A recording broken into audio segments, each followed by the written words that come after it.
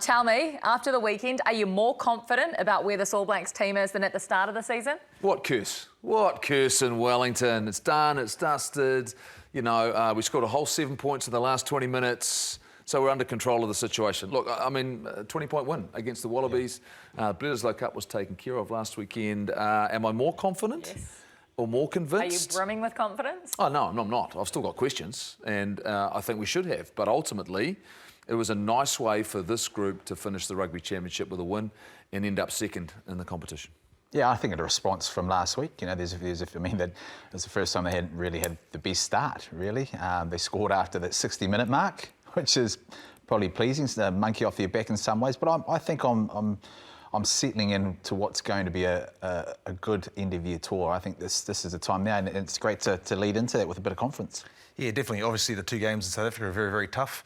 Last week, you know, the Aussie team that we've had this week has been way better than last week. So I think it's a lot, a big improvement on the right direction for me. So that was a great test match, I thought.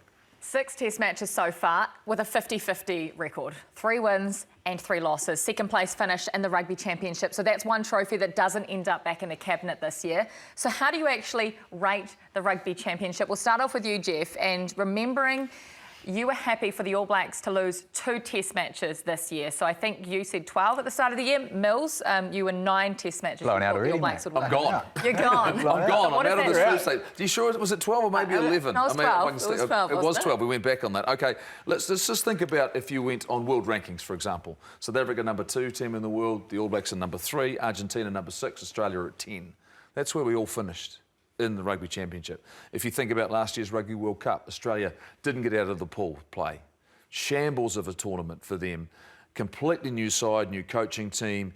There's no surprise they won just one game. And remember, the one game they did win in this tournament was in the last few minutes against Argentina in the wet when Argentina gave it to them, essentially. So then you've got Argentina, who were semi-finalists of the Rugby World Cup, and then you've got the 2 other teams. So ultimately, it's almost the status quo if you think about where the teams finished last year. But Mills, is it status quo when you think about where South Africa finished, how we approached going into the tournament, and where we sit right now? So for me, if it's status quo, is the middle of the road, B? It is. To me, it's actually a C+. A C+. In my context of this is the fact that we've got 3 big test matches to go this year, plus Japan and plus Italy. I want room to move. The fact that we will go up, for every test match we win, we will go further up, because we'll get to an A- or B+ if we are undefeated for the rest of the year. For me, at the moment, we lost a test match we didn't expect to, and we didn't win a game against South Africa in South Africa. I think, for me, we've still got a lot of room to improve. Yeah, I put them up to a B+ because of that fact. The fact that we're playing against South Africa in South Africa, you know, when we're going through a massive period of change, can you expect to beat them realistically, you know? So, but you haven't got much room to move there. No, but they're quite clearly showing where they are at World Rugby at the moment. Their quality of rugby, the depth they've got. So that's why I think, you know, measuring them against them, and we lost twice to them over there. That one game against Argentina is a little bit of an off, and we won 2 test matches. So I think a B+ is probably, they're improved to be there at this stage, and they've built from around a C.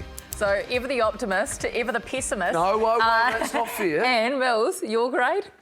In the middle. I gave them a B-. I mean, when we first, and to be fair, when I first looked at it at the beginning of this season, I was still a little bit unsure. And the reasons why I was unsure, because everyone else had sort of gone in terms of developing their side. South Africa was going to be, but I also looked at, you know, where France, England and that were going to be.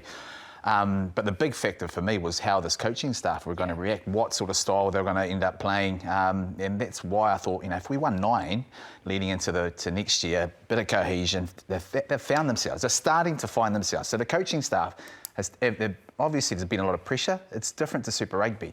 Now, we've got a different coaching staff. You know, before the coaching staff came on board, we'd had a mature coaching outfit that sort of spent their time overseas, right? And they've come back. They've probably got a bit of a hiding in terms of their coaching experience. This coaching staff hadn't really experienced it. And I was almost sort of tempted to say, well, you know, let them find out what it looks like. I think we're heading in the right direction. I think this India tour was always going to be a big one for me. So I think they're almost there, but 3 big ones and 3 big ones. You're on the money with your prediction as well, around that 9 win marks, Mills.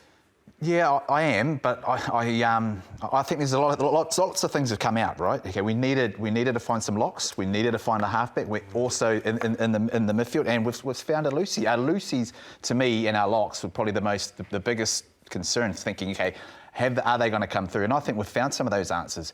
Now the coaching staff need to build on those guys that have come through, but also the experience around it. Let's be honest. A C- and a B+ is one grade.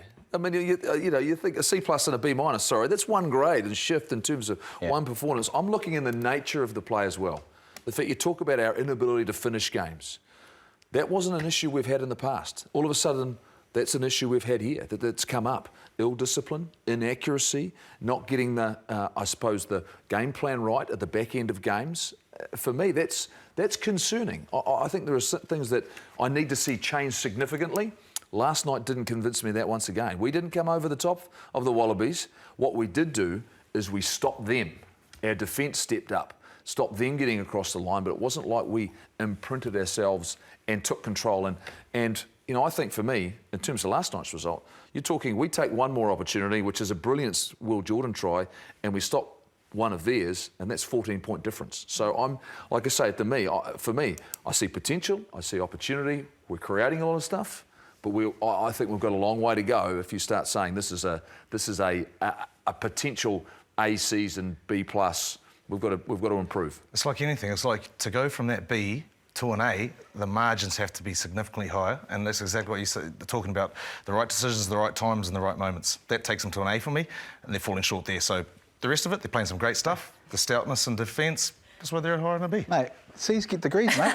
Exactly. I'm just trying to imagine. I got a degree getting C's, and I tried to get an A, and I got told to go from a B to A, it has to be like this much. Can you imagine these like guys at school taking their report cards home? Maybe that's just me looking at my report card, constantly just coming back with a C, and it's imprinted on my mind. Maybe I'm not giving him the ball. But I think to your point, Goldie, you can't find, there's solutions to that. Yep. You've got to build on, there is. We've got to find something. We've got to find something. They're starting to build now their team. Quicker, yeah, well, I understand that, but they've got to find that.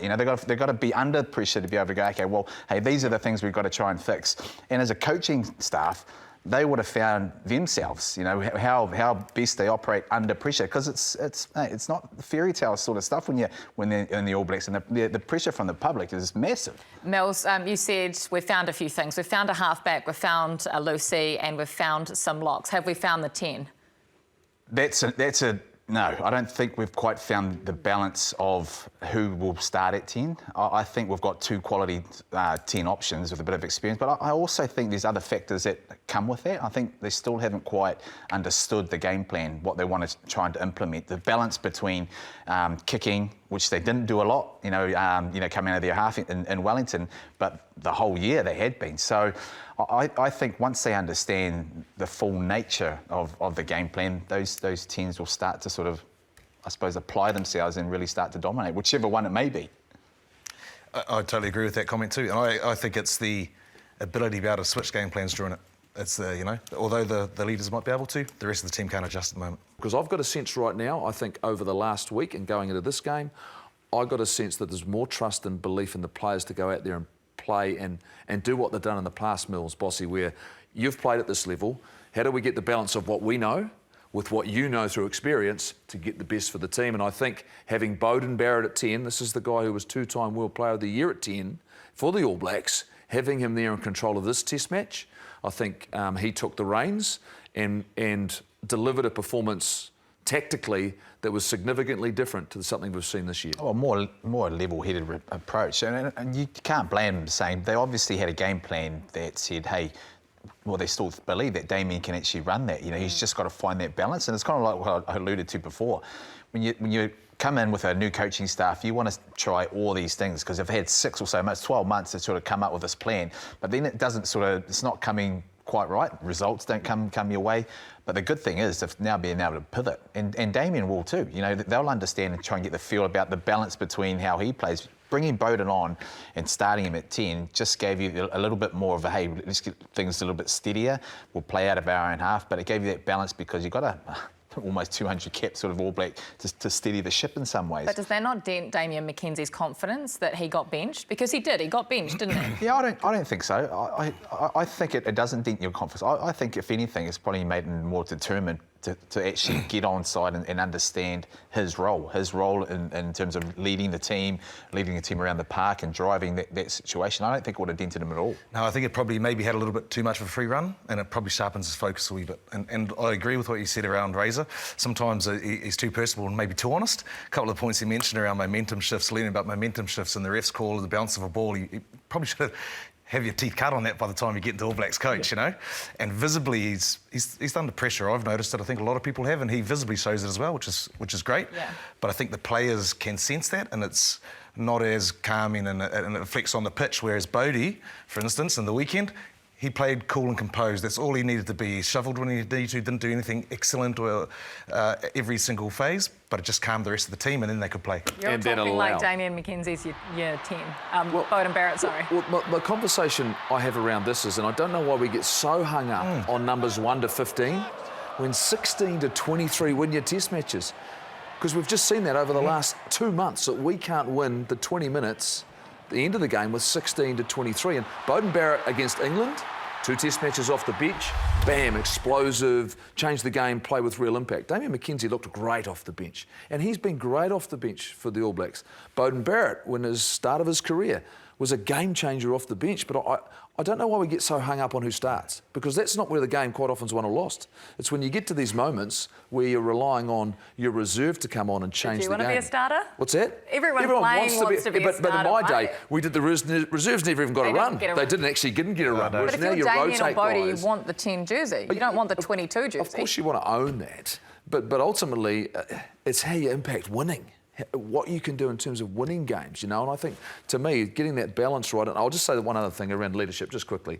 The fact Aaron Smith, Brodie Retallick, Dane Cole, Sam Whitelock, all right, I think that's why Sam Cane is well and truly still in the conversation for the All Blacks, because when you lose that experience, that voice behind, I think that's why Sam Cane, I think, is critical, not just what he's done now, but maybe in the end of the year. And he said that is not a sentimental selection, the Sam Cane. I just want to pick up on one other thing. He said he's very close to knowing the 23. When he says very close, do you think it's just 2 players? It's Sam Cane and TJ, because those guys aren't going to be there next year. So that's the only sort of positions that they're looking at filling at the moment. Are they set everywhere else?